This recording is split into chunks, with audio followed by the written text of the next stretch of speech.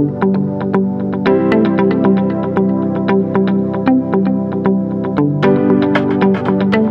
next thing I'd like to talk about is our very unique manifold system that we designed just for you folks at Davey.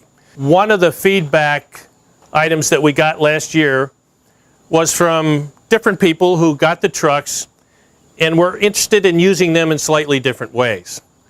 Some cases you only ever send out one person on the truck, in which case this whole manifold is actually all linked together. It's in two pieces, as you can see, but it's actually all linked together, and there's actually a valve here that's called linked, both on the suction side and the return side.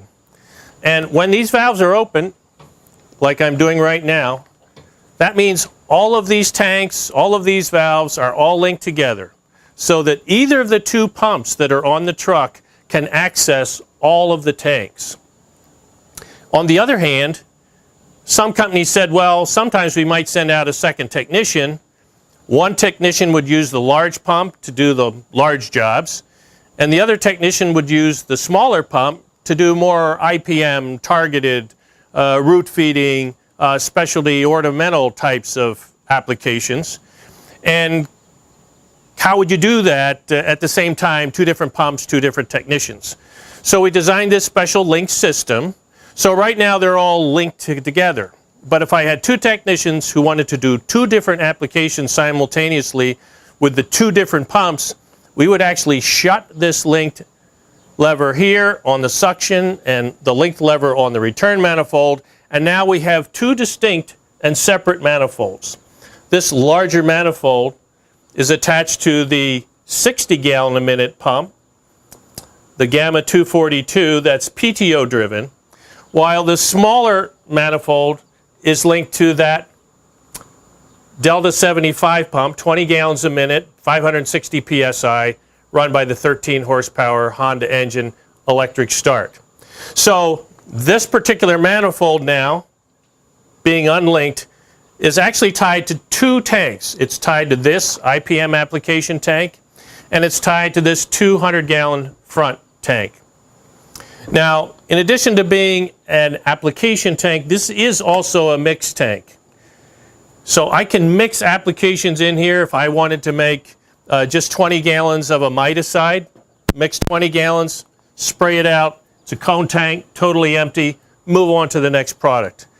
Then I can make 37 gallons of merit, let's say, for root injections on the rhododendrons, the root weevils that are attacking the rhododendrons. I can make 37 gallons. I can make up to 60 gallons in this tank and spray them out of this tank. Or I can make a product in this tank, mix it in here, and put it in the 200 gallon tank if I need a larger volume of product. So this is a multi-purpose tank, both mixing and application. And right now it runs off of the 20 gallon a minute pump.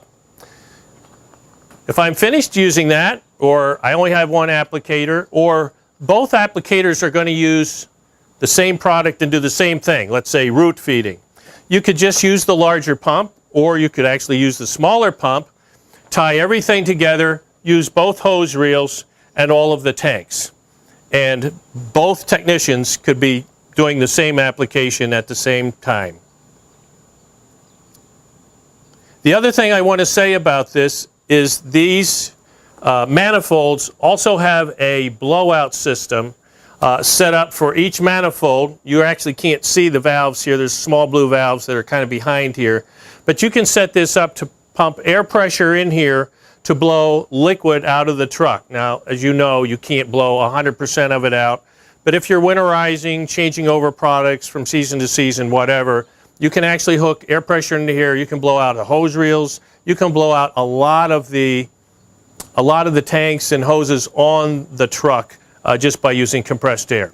So that takes care of our manifold system. As you know, being a technician with Davey for some time, how multiple tank systems work. If you're moving from one tank to the next and you want to move liquid from the 500 gallon tank to the 200 gallon tank, you need to make sure that you open the target tank, the tank you're going to move product from or to, and open that valve before you close the ones to the 500 gallon tank. So in this particular case, if I have something coming out of the 500-gallon tank, I want to move to the 200-gallon tank. I'm going to suck out of the 500. I want to put it in the 200. I'm going to open the valve to the 200-gallon tank. Then I'm going to shut the valve, the return valve to the 500-gallon tank. So now I'm drawing out of the 500. I'm putting into the 200-gallon tank.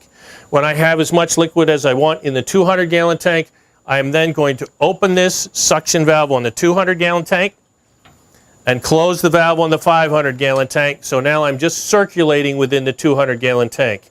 If I wanted to go backwards, I would just open this line here to return first, close this, and then ultimately open this and close this. So now I'm back to the way I started.